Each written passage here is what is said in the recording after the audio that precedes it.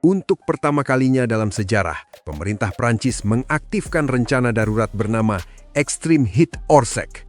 Ini bukan protokol biasa. Ini mekanisme perlindungan sipil skala penuh yang baru diperkenalkan awal Juli 2026 dan langsung dipakai begitu 9 wilayah di barat Prancis masuk status peringatan merah.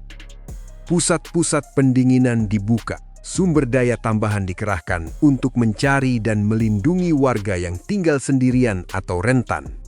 72 departemen lain masih siaga oranye. Kebakaran hutan yang menyertanya sudah melahap hampir 10.000 hektar lahan dalam 1 minggu pertama Juli saja, hampir 3 kali lipat dibanding periode yang sama tahun lalu.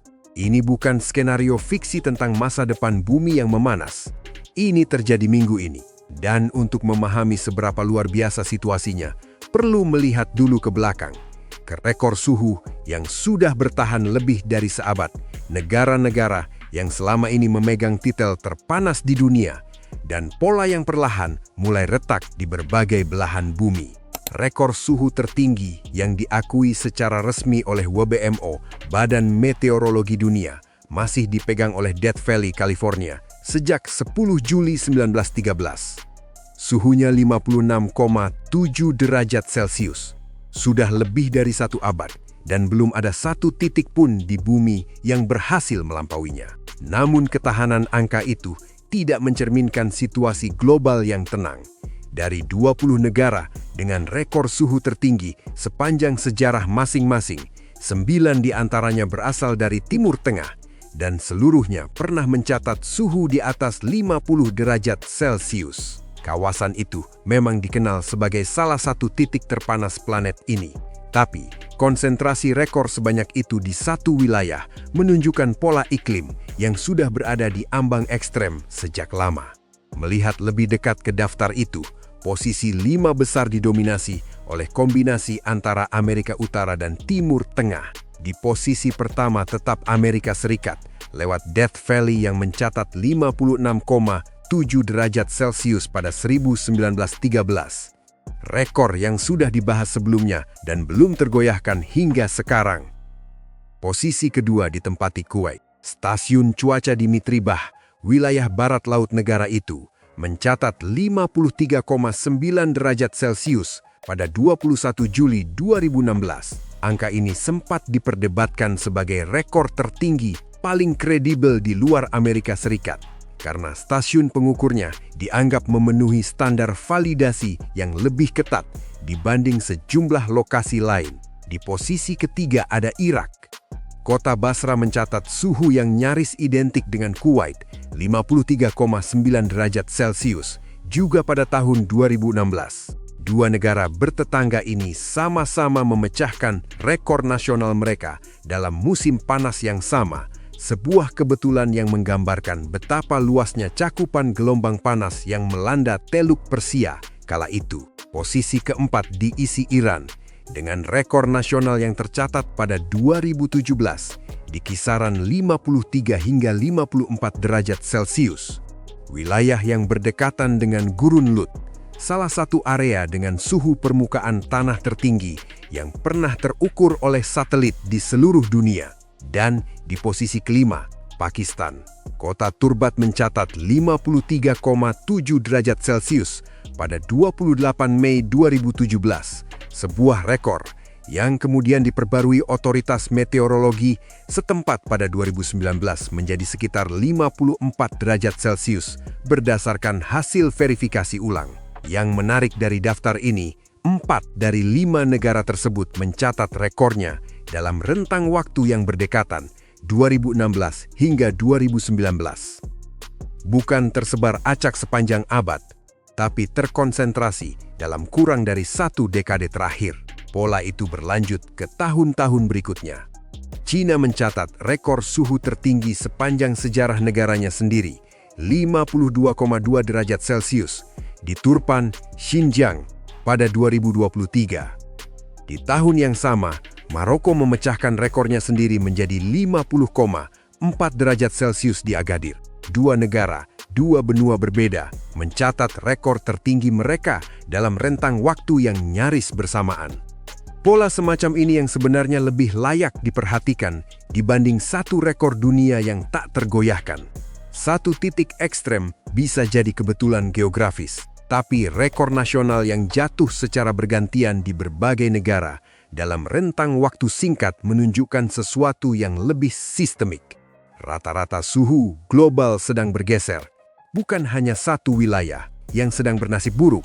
Yang terjadi di Prancis saat ini adalah puncak dari rangkaian gelombang panas yang melanda Eropa sejak pertengahan Juni 2026. Wilayah Paris sempat mencatat suhu 43,8 derajat Celcius. Salah satu suhu terpanas yang pernah tercatat di Eropa. Di kota lain, Biscarrosse, suhu bahkan menyentuh 44,3 derajat Celcius. Dampaknya jauh melampaui ketidaknyamanan cuaca. Organisasi Kesehatan Dunia mencatat lebih dari 1.300 kematian akibat gelombang panas ekstrem ini sejak 21 Juni. Direktur Jenderal WHO, Tedros Adhanom Ghebreyesus, menyebut tekanan panas sebagai pembunuh senyap, istilah yang tepat, karena sebagian besar korban adalah lansia yang kondisinya memburuk perlahan tanpa disadari lingkungan sekitarnya. Infrastruktur Eropa memang tidak dirancang untuk suhu seperti ini.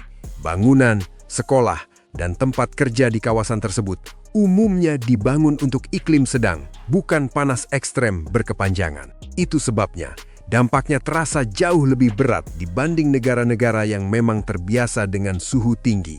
Festival musik dibatalkan.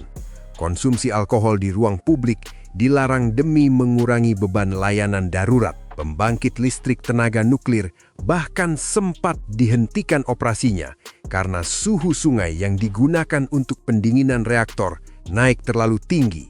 Situasinya belum sepenuhnya usai.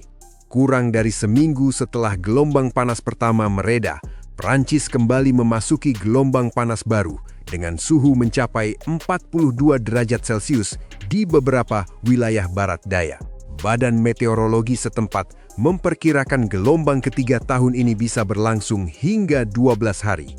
Inilah konteks di balik aktivasi rencana darurat Orsec yang disebutkan di awal, bukan respons berlebihan, melainkan langkah yang memang sudah mendesak diambil. Pertanyaan yang wajar muncul adalah apakah Indonesia berisiko mengalami hal serupa? Jawabannya, secara klimatologis, kemungkinan besar tidak. Dan ini murni soal geografi, bukan keberuntungan. Gelombang panas seperti yang melanda Eropa umumnya terjadi di kawasan subtropis atau beriklim sedang, dipicu oleh fenomena bernama heat dome atau kubah panas. Tekanan udara tinggi memerangkap massa udara panas di satu wilayah, dan panas itu terus menumpuk selama berhari-hari, bahkan berminggu-minggu tanpa jalan keluar. Indonesia sebagai negara tropis, secara klimatologis tidak mengalami mekanisme semacam itu. Namun bukan berarti sepenuhnya bebas dari suhu tinggi.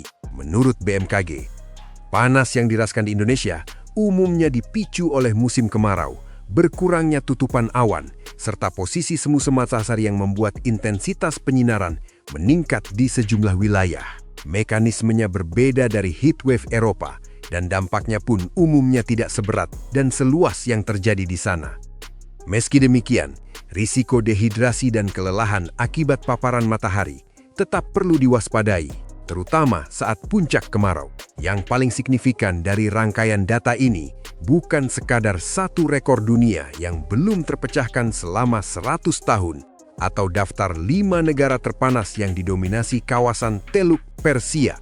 Justru pola rekor-rekor nasional yang jatuh berurutan di berbagai negara dalam rentang waktu yang semakin singkat yang menunjukkan arah perubahan iklim secara lebih nyata. 4 dari 5 negara terpanas dunia mencatat rekornya dalam kurun kurang dari 1 dekade. China dan Maroko mencatat rekor tertinggi mereka di tahun yang sama. Kini giliran sejumlah negara Eropa menghadapi gelombang panas beruntun yang memaksa aktivasi rencana darurat untuk pertama kalinya dalam sejarah mereka. Indonesia memang relatif terlindungi dari mekanisme heatwave seperti ini karena posisi geografisnya. Tapi posisi aman secara mekanisme cuaca bukan alasan untuk mengabaikan tren pemanasan global yang lebih luas, sebab dampak dari negara-negara yang lebih dulu terdampak biasanya, cepat atau lambat akan menjalar ke sistem pangan, energi dan ekonomi global yang saling terhubung dengan Indonesia juga.